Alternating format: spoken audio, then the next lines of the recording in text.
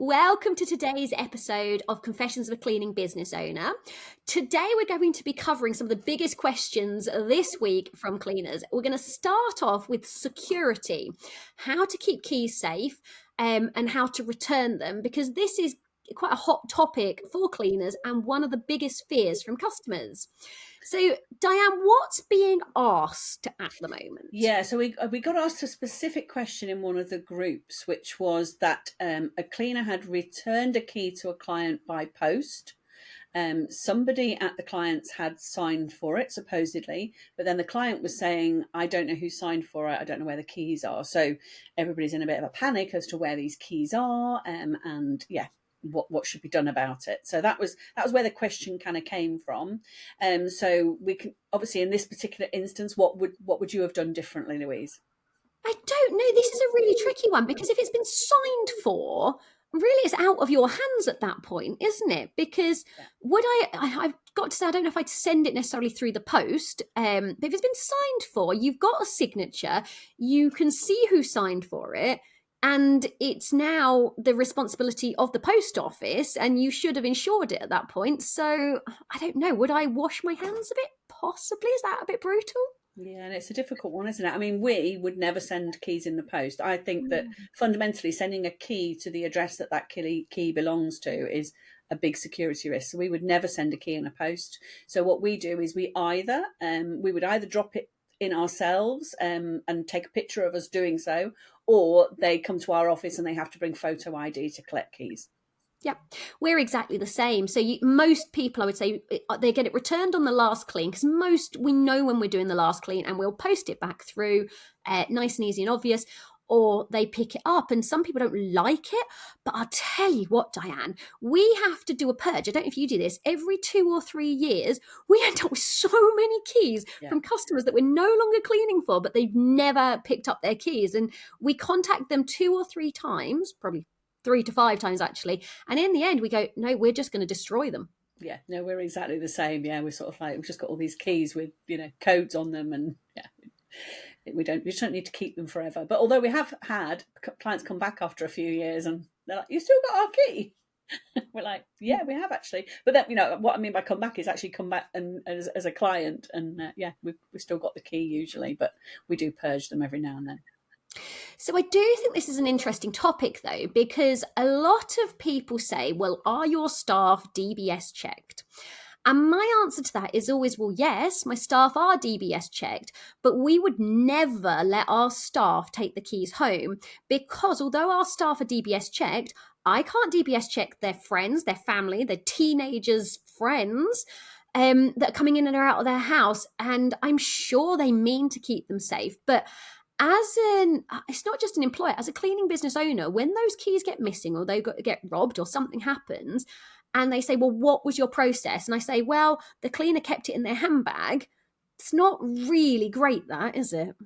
Yeah, we actually do allow our cleaners to hold some of the keys, and they have little lockable boxes in order to do so. But those keys are not identifiable, so they're not held with any client address. There's nothing on the key that would identify the client. So we've tried to kind of cover it off, because our team don't come to the office every day. And we cover a much wider radius geographically than you do. So it's not practical. If they've got a client near their home, they'll go there first rather than come to the office. So we came up with a different system, which is these lock boxes. Each cleaner has their own lock box. We have a key for it. They have a key for it, and they bring it back in, and we refill it for the following week for them, and or however long they're going to be out on the field, maybe a couple of days. And that's the way that we've covered it off safety wise. And what happens, now I'm sure you never have someone leave you in slightly hostile situations. Hostile's the wrong word, isn't it? Anyway, less than friendly situations. So we never have the issue of a cleaner never returning the keys. That just can't happen, because we hold them at the end of the day. But it must happen that a cleaner quits with no notice. What do you do? Because we see this again and again, that business owners go, how do I get the keys back? Yeah, I've seen this quite a lot in the groups, actually, where the cleaner's got the keys. What do I do? We just go and collect them. Simple as. You just turn up. Yep. And because a lot of people feel awkward, particularly if that cleaner's not left on the best of terms. Yeah, we honestly, I can genuinely say it's never happened to us that we've had an issue. Really. So you'd rock up, knock on the door, and you're not leaving till you've got them. Yeah, absolutely. They're an essential part, and also because our team are generally paid a week in arrears, then actually there's the option of withholding wages, so that usually gets them motivated. But we've genuinely never really had a problem, especially not with keys. We've had vacuum cleaners, trouble getting those returned, but generally not with keys because they're not keeping them permanently. They hand them back in next time they come into the office and get the refresh for the next couple of days. And if they're back in on a Friday, that's it. They don't have any keys for the following week until the following week. Oh, fine. So they'd only be holding a couple of days. And Yeah.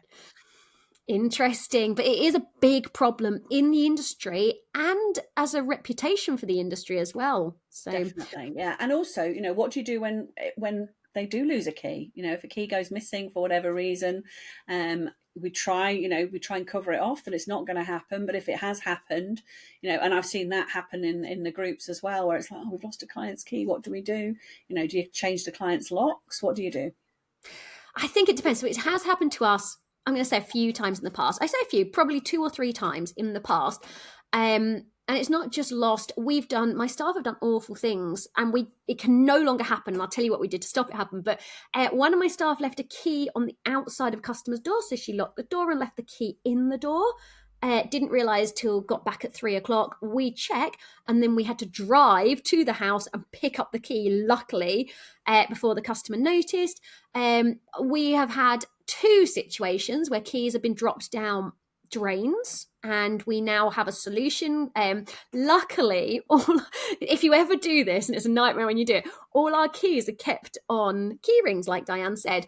Now, keys are not magnetic, but the key ring, the little loop on the key ring is, so we have a super strong magnet on a spring or on an unwired coat hanger, and we can get down the drains, and with a strong enough magnet, you can get them out. So we've done that. I think we've done that more times than I would care to admit, because we have a drain just outside our office, and it was shocking. Anyway, can't happen anymore. We have numerous times locked keys inside customers' houses. That happens. And my staff lock their own car keys inside customers' houses, lock their own phone in. Yeah, this is all happened. Have you ever done an emergency run for a client who's lost their keys to take our keys so they can get in the house? We've done that before. Yeah, so we had a particular celebrity client every Sunday at about 8 o'clock, and I wouldn't mind, but he lived it was only 4 miles away, but it would take about half an hour on a Sunday. And I was like, oh, and in the end, we just started charging. And I was like, you've got keys. Like, this is very expensive property here. Just stop losing your keys. So anyway, yeah. No, we've had that. We've let somebody's teenage daughter in that was going to be sat outside for 4 hours in the middle of winter. And it's just like, yeah, we'll pop over. I mean, it's customer service. It's not ideal, but it doesn't happen often, but it has happened. We normally say to them, if you get locked out, you come and pick them up. Like, you've driven to your house, you come and pick them up from our office. So we'll meet them at our office on a Sunday afternoon, but we won't do them on that. So Diane, have you ever lost keys, locked keys, all of these things? I've locked myself out of a client's house. I went out to the car to pick something up, and it was a it wasn't like what you would expect, a Yale lock. It was one with a handle, but it was just an automatic locking one. And I got locked out. That was fun. Explaining to the client that I was locked out. They thought it was funny. It's not funny. When they're like, I can be back in 45 minutes. And you're like, my schedule, this is ridiculous. So what we did to stop this, is we have folders now. So zip up folders where everything's in there. And when you're in the house, you put your phone in the folder, and on it has a keychain. It's bolted to the folder, and the keys are attached to the keychain. You have to take that folder. It's got your notes in it. It's got everything you need in that folder. And so you can't lose the keys because they're attached. What it means is, for us in the office, we have to attach and remove those keys every morning and every afternoon. That's what we used to do so in June 2020 we started using ZenMaid, and prior to that every team member had a folder, and in there were their client notes, and the keys were hooked on as well. But once we started using ZenMaid, we had to find another system because we don't give out client notes. So there's no notes, there's nothing to put in a folder. So that's hence the key box. But the main thing is that it's secure, isn't it? And not easily identifiable as well, which is always a must. Do you code your keys in any way? Yes.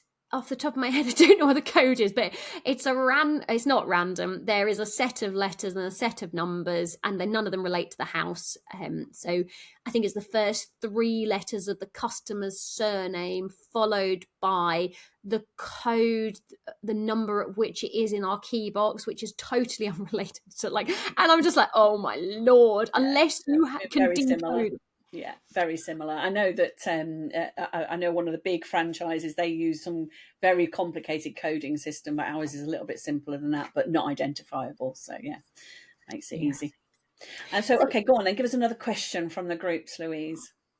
Okay, so this is a question you will have been asked lots of times. Oh, hang on, I'm going to do a disgusting one first. I've got a good one for you. I'm going to discuss one. So, Diane, it's not so much a question as a statement, but you're going to have to respond to this. Okay. When you find phlegm on the shower screen, you know they have peed in it too. That wasn't the word they used, but anyway. Okay. What's your response? What would you like me to say to that? Well, you know what? Yeah, just clean it. I wouldn't, honestly, it would just be like, you're using gloves, you're not touching anything with your bare hands, so it wouldn't, honestly, it would be probably it might be a deal breaker if they did it regularly, but as a one-off, it wouldn't bother me that much. I've got my hand over my mouth like, ew. I don't think about it as I'm pulling hair and the globules that are stuck to the hair, the white gunky stuff on the hair out of the plug hole. I don't think, I don't smell, I just do it. I think that's the thing, isn't it? It's just like, I think we've talked about on a podcast before about bin juice and tooth cup juice and toilet brush juice. It's just like, do you know what? We come across it every day. It's gross, but it's just part of it. Obviously, I think we've seen a couple in the groups where some clients have kind of taken things to extremes, and, you know, then it starts to get to the point where actually I don't enjoy going and my staff don't like going and nobody wants to go. It's just like, there sometimes does come a point where it gets too much, but most normal everyday things, you know what, there's going to be marks in the toilet. So you haven't got a problem with phlegm? No. Yeah. I try not to think about it, like you said. Yeah. I just close my eyes and think what I'm cooking for dinner. Anyway, right. So your actual question. So, and this comes up in various different forms. So cleaning windows, and everything I use makes the windows go smeary. What can I use? And I think this one's particularly topical because it always happens in sort of March, April time and September when the sun is kind of at that point in the sky. What's the solution to this? For me, it's the cloth. Okay. It's not the product that you're using. It's nothing. Well, it could be that you're using too much product, but usually it's the cloth that you're using is not the right cloth for windows. And I know that we use microfiber cloths. We actually just use our normal microfiber cloths for clean windows because they work brilliantly. But there are specialist glass cloths as well if you're doing a lot. So yeah, for me, it always comes down to the cloth and or not using too much product. And I think this is the problem I see again and again. I use this product. I use vinegar. I use this. And I'm like, the vast majority of what you see, that sort of creamy smear that you see, is a build-up of product. So I do what you do. I would clean it with water, just water, with a microfiber cloth, my normal white microfiber cloths. And then we do have glass cloths because they are lint-free. And so sometimes ours are getting a little bit old. They might leave little bits of microfiber at the end. So just finishing it off with a glass cloth is lovely. But I only use glass cloths dry. So I would do it with a wet one, do it with a dry normal cloth, and then I would, because it's still not perfectly dry, then I'd do a dry glass cloth and no chemicals if I can avoid it. I agree with you. Dry, wet then dry, and we don't clean out external windows. We only clean the ones indoors, and only if we can reach them with a mini step ladder. And we talked, you see again and again, oh, I use these cloths, I use those cloths. You and I have used a lot of cloths over the years. Does it really make that much difference? I don't think so. I don't. I could clean with pretty much any cloth. Yeah, so we buy them in massive bulk. We've got thousands and thousands of microfiber cloths, and they all wash, dry, use again, no issues. They last forever. Yeah. When they're starting to get thin, they just get chucked away, or they end up going to the really dirty ones. Or they start to get holes in, or do you know that they're pigmented? You know the color, the pigment in them. It's pigmented, so you can see how old they are, and they're supposed to only be rated for a certain amount of washes, and the pigment's supposed to have gone by the end of those washes. Well, we've not got any white ones, so They don't turn white, do they? That's no. the theory. I'm telling you the theory on them. I know. Like ours have probably gone well beyond the They're number of washes faded, you're but allowed. they're not. Yeah, no, and we're still using some from years. I mean, we just have to replace them because they disappear. Okay, do you want to do a question, or I've got another good one for Well, I you? can do it. I can do a question. So, another question in the group was, what do I do about my customers paying late? And it's quite interesting because this question was actually that a customer hadn't paid that evening, and they were cleaning on the day. So there was quite a bit of debate about, actually, can you really expect your customers to remember to pay you straight away? And I know that this is sometimes a difference between solo cleaners and those with a team. But yeah, so there was a debate about late payments. Can you charge them? What do I do? Oh, I don't. Do you know? I don't like these ones because the people that ask these questions 9 times out of 10 don't have a blinking contract, and so I'm like, well, the first step is actually agree to something on a contract, and so the first step is whatever you decide to do, get a contract. And so that the customer clearly knows. And no, you can't charge interest unless you have notified them by writing in advance on your contract. If you have, then you're in a different situation. And I don't think any contract would ever be enforceable where you've given them less than 12 hours to pay. Yeah, I agree. And I think it's difficult, isn't it? Because, and a lot of comments will be, you don't go to Tesco's and expect to pay them later, and you don't get your hair done and expect them to pay later. But the reality is most of our clients don't see us. So it's yeah, they do have to remember. And actually our clients are quite busy. That's why they need a cleaning service. So although I'm not, if you need to just set your stall out, manage expectations right from the start, Louise, you're right. It's all in the contract at the beginning, isn't it? If you expect them to pay on the day and you're going to be upset if they don't pay you by that evening, you need to make sure that the contract says. Whether you're reasonable or not to expect them to pay that evening is another question. But also have a system that you actually follow. So, if they haven't paid in the time that you've specified, then what do you send to them? A lot of us seem to rely on text messages these days, and they can be really good and easy, but they're not always the best way to communicate, especially if you've got a client that's actually at work and maybe doesn't respond because they're busy. I think it's really easy to answer this question really methodically, like you and I, where you have a business and, if someone hadn't paid me for 2 or 3 weeks, I probably have the cash flow to not worry. But that's not the case for everyone else. And I think that if I needed that money to survive on, and it mattered to me so much that I had it that evening, then I'm sorry, I would have to be saying, you either pay me the day in advance or I don't clean. Yeah. I think I would probably have to be getting quite harsh. Um, but even right at the beginning, where it did matter to me, I've got to say, I would probably still have 2 or 3 days leeway. I'd be do the clean, send a text message as soon as I finish the clean, send an email later that evening. I would expect payment that day, but I would say, right, you've got 2 days. And I would chase on those 2 days.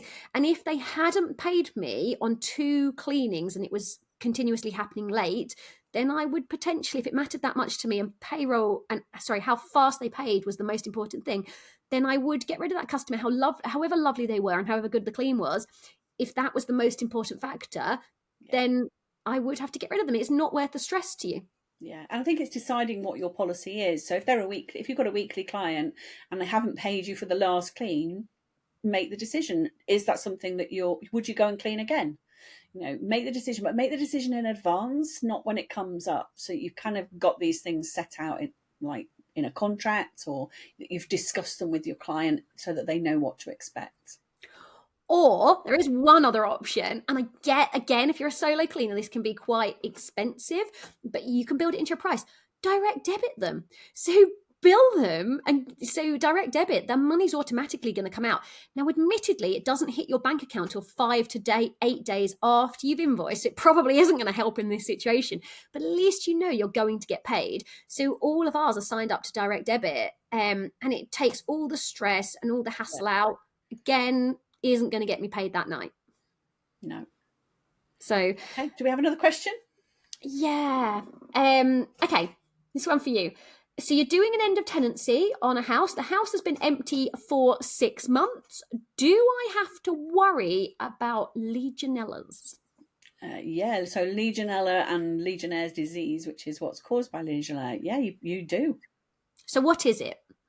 So, well, Legionella is something that sits in sort of water pipes, and when there's It's a bacteria, isn't it? It's a bacteria that sits in the pipes that when you don't run them for a length of time, it grows.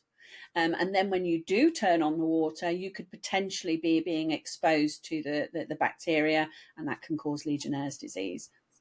Lovely. So, as cleaners, we're the ones that go in quite often. If it's been empty for a long time, they send in the cleaners, go, I want a good clean before we start using it. Who's at risk? This is like a risk assessment for you, Diane. Who's at risk? What can we do to mitigate the risk? Well, it is a risk assessment. So really, it starts with PPE. So, having a mask on, but also turning and running the water for a length of time before you even attempt to clean something that's been sat for a while. Okay, so we're going to run the water, have a mask on. Anything else? Not from my point of view. That would be how I would handle it.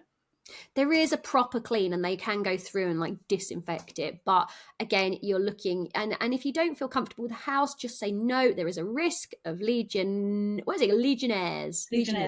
Yeah. Legionnaires. There is a risk. It's been empty, and I think it comes quite quickly, doesn't it?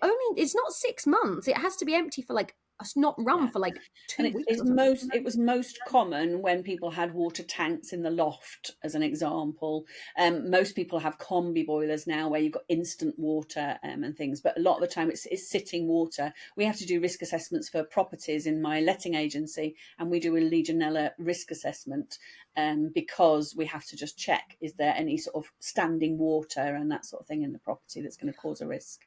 Diane, so I've just moved house, right? But for 15 years, I had a tank. And my husband always went, don't drink out of the bathroom taps, because it was fed, the cold water was fed from that tank. And I remember I went into the loft and I saw the tank. And I was like, I've been drinking that. And I was like, I'd always sneak in there if I was thirsty in the night.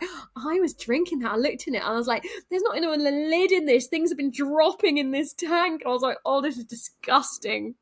15 years, Diane. No, Legionella might have been the worst of your problems. The only good bit is because if in a busy house, the water's being run through regularly. So there's certainly Legionella is less of a risk, but it doesn't mean there aren't other things in there. No wonder we've all switched over to combi boilers. Oh, anyway, okay, so that is something we have to be aware of. And again, if that's something you come up against just at this point, be aware. It might be worth flagging it up and doing more research on that. We're not going to solve it at this stage. We're just going to flag it up. Okay, go on, your one. Okay, so I've got another one, which is it's an interesting one. Do you know anything about hot tub cleaning, Louise? I don't want to do it. Do you know? I do, right? I know enough to not want to do it. That's what I know. So I don't know if you watch TikTok, right? But I love watching hot tub cleaning videos and pool cleaning, because you've got a swimming pool, haven't you? So you know a bit about this. So you basically, to clean a hot tub, really simply, you got to drain it, you got to scrub it, you got to disinfect it, then you've got to fill it back up, get it all balanced and get the chemicals right. Right. Well, that's a big job.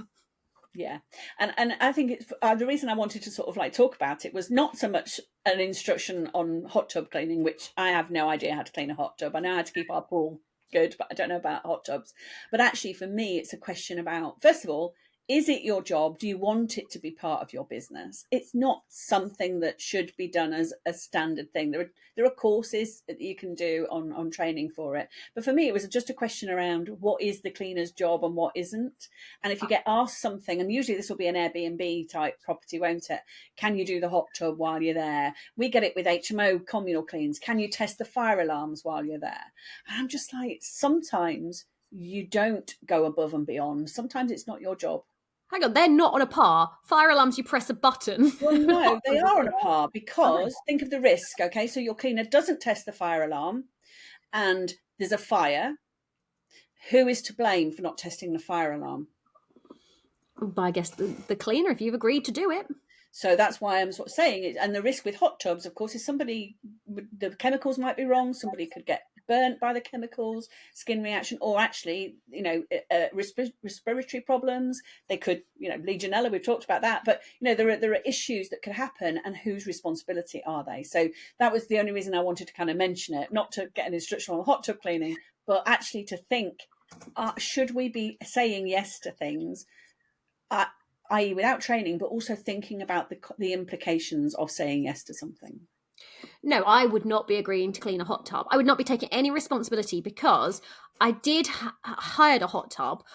It took us like 24 hours to get those chemicals right. I know that they say they're going to make it easy, but if you've sort of said, I'm going to clean it or I'm going to check on it, and you're not really fully aware, and owners do naughty things like, oh, it's really easy. You just throw these 2 chlorine tablets in or something like that. And you can follow the instructions. And I just don't know this is my attitude towards doing anything. If I'm going to do carpet cleaning, if I'm going to do oven cleaning, if I'm going to do hot tub cleaning, then I want to be doing it to the very best of my ability. I would be attending a training course and I would be doing it properly, and I would be charging accordingly. I'm not, like in oven cleaning, I'm not going to give it a quick wipe out. You have your oven done properly or you don't have it done at all. You have your hot tub cleaned properly or I don't do it at all. And so if I was at the early stage, I'd be saying absolutely no. If there was a lot of hot tubs, I'd say absolutely yes, but I'm trained on it, and we will do it properly, and you will be charged each time. And I think it's sort of a lesson in not getting talked into doing things as a favour. I'm all about good customer service and looking after our clients, but there's a line, and it's figuring out where that line is, isn't it? That's why I wanted to bring up that question. Just off topic slightly on hot tubs, right? Have you ever cleaned a bath? You know where they've got jets in the side? They're not as popular now, but they've got jets in the side. A lot of them have reservoirs underneath, right? And if I'm honest, most people are not even aware they've got reservoirs or there's water in the pipes. Anyway, I moved into a new house, and I actually filmed what was going on with this, and it'd been left empty for a good few weeks, probably months. And I ran chlorine tablets through and various other things. Oh, the gunk that came out those pipes. Yeah. But most people are not aware that you are supposed to clean that weekly. Yeah. But then is that our job again? As it is, if you're a homeowner, yes, it's your job. But as a domestic cleaner, that's not your job. I think the problem for domestic cleaners, you wouldn't necessarily know. You wouldn't necessarily. I've had a customer where we did do this for them. They paid extra and they supplied the products to do it, and that was fine. Since then, I've offered it to other people, and never has anyone taken me up on it, thinking they didn't need it. Like, they're just not aware how to run these, because they buy houses with them in, like me, and they've got no idea. Absolutely, it's like a mini hot tub, really, isn't it? It isn't. Just don't leave the water in, hopefully. It was the slimy green. I tell you what, I don't know, I should take this on the podcast, but somebody a few years ago now, we were talking about hot tubs and Airbnbs, and they went, oh, you mean sex ponds? Yeah. So, ew. Definitely don't want to clean them now. Do you know where I never will get in? Ever. So, in like spas and things, especially at my local gym, and there's a jacuzzi, there is no way on earth I'm getting in that jacuzzi. Like, I know what's in there. I'm not getting in it. Yeah, lovely. Let's not think about it. We could end up going back to bin juice again, couldn't we? It's like, no, it's gross. Okay, right. Last one for you. Very simple one. You take cleaners in your car, so it's you and potentially someone else. and they keep eating in your car. You're eating in your car, whether you agree to it or not. It's going to get crummy. A lot of us have cereal bars. What are you going to do, Diane? Because it's annoying. You've seen the state of my car. No, yours is nicer than mine. Do you know with mine, do you know what? It's not even a problem. My kids are disgusting. My dogs are disgusting. Worse than that, my husband's disgusting. And you know what I keep getting at the moment, right? Which is really disgusting. We're having a bit of a health kick. The kids will take a piece of fruit, like a kiwi or a tangerine, put it in the car, not eat it. 4 days later, I'm like, what is that? And it's gunk and gone off. And anyway. Right, what are you going to do? There's crumbs in your car. So if I was ferrying somebody around and they were eating in the car and leaving crumbs and or rubbish behind in the car, I would literally just go, would you mind just taking that with you? I wouldn't worry about the crumbs too much, but it depends how clean your car is, doesn't it? See, the difference is if you're being paid for it, if you're the business owner, you just turn a blind eye because you kind of have a different attitude.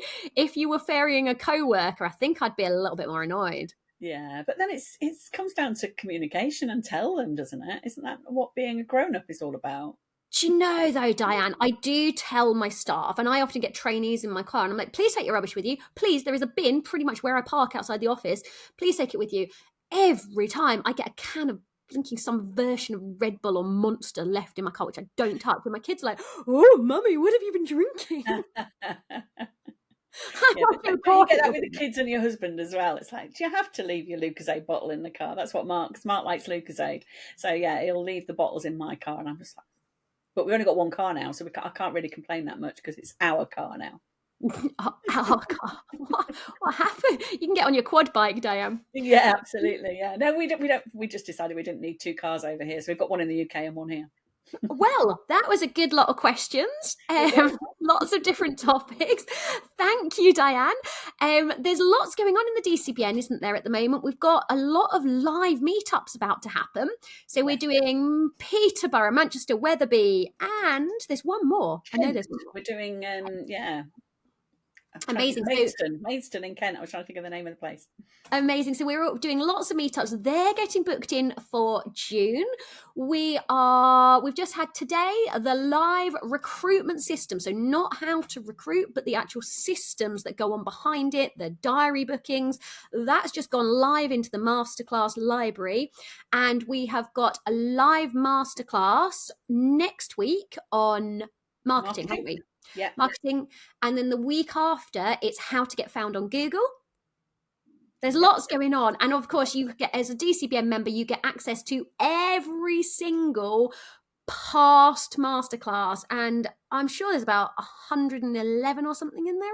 Yeah. So you get access to twice a month. You get access to a live and interactive one, and we record it, and it goes into the library. So if you miss it or you need a refresher, then yeah, they're all there. Every topic is covered: recruitment, marketing, selling, systems, financials, goal setting. Absolutely everything is all in that training library. There's nothing like it anywhere else. Well, you say there's nothing like it. We have a new announcement. Diane's looking at me like, what? What? So, a lot of you like listening on podcasts, and we have tried for a long time to get things nice and accessible on podcasts. We have finally succeeded. There is now private podcasts. If you want to come and find us on Patreon, you can now get access to our masterclass.